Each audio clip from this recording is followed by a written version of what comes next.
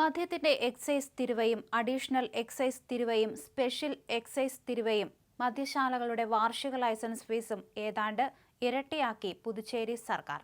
പുതുച്ചേരി സർക്കാരിന്റെ ഈ നീക്കത്തെ തുടർന്ന് ഇനി മാഹിയിലും മദ്യത്തിന്റെ വില പൊള്ളും. ഈ തീരുമാനത്തിന് ലഫ്റ്റനന്റ് ഗവർണറുടെ അംഗീകാരം ലഭിച്ചാൽ ഉടൻ പ്രാബല്യത്തിൽ വരും. പുതുച്ചേരി സർക്കാരിന്റെ ഈ തീരുമാനത്തിൽ കേരളത്തിലെ ബിവറേജസിലെ കച്ചവടം കുതിച്ചുയരുമെന്ന പ്രതീക്ഷയിലാണ് ബിവറേജസ്. ബസ്സും ട്രെയിനും എല്ലാം പിടിച്ച് മാഹിയിലെത്തി മദ്യം വാങ്ങുന്നത് ഇനി നഷ്ടമാകും. ഇങ്ങനെ ചെയ്യുമ്പോൾ എക്സൈസോ പോലീസോ പിടിച്ചാൽ പിഴയും കൊടുക്കേണ്ടി വരും.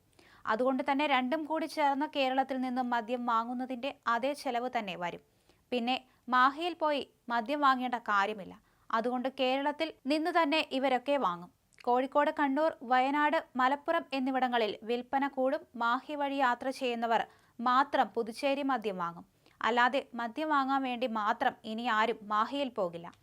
മദ്യത്തിന്റെ എക്സൈസ്, അഡീഷണൽ, സ്പെഷ്യൽ തിരിവുകൾക്കും മദ്യശാലകളുടെ വാർഷിക ലൈസൻസ് ഫീസുകൾക്കും വലിയ തോതിൽ കൂട്ടു നൽകാൻ പുതുച്ചേരി സർക്കാർ തീരുമാനിച്ചു. ഇതോടെ മാഹിയിൽ ഉൾപ്പെടെ മദ്യത്തിന് വില കൂടും. തിരുവ വർധനവിന്റെ ഫലമായി മാഹി, കരേക്കൽ, യാനം, പുതുശ്ശേരി തുടങ്ങിയ മേഖലകളിൽ മദ്യവിലയിൽ ഗണ്യമായ വർധനവ് സംഭവിക്കും. എത്ര വില കൂട്ടണമെന്നത് നിശ്ചയിക്കുന്നതിൽ അന്തിമ തീരുമാനം മദ്യക്കമ്പനികളും വിൽപ്പനശാലകളും എടുത്തുകൊള്ളും. 9 വർഷത്തിനു ശേഷമാണ് പുതുശ്ശേരി എക്സൈസ് തിരുവ പുനഃപരിശോധിക്കുന്നത്. മദ്യത്തിന് വില കൂടുമെങ്കിലും അയൽ സംസ്ഥാനങ്ങളെ അപേക്ഷിച്ച് മദ്യവില കുറവായിരിക്കുമെന്ന് സർക്കാർ അറിയിച്ചിട്ടുണ്ട്.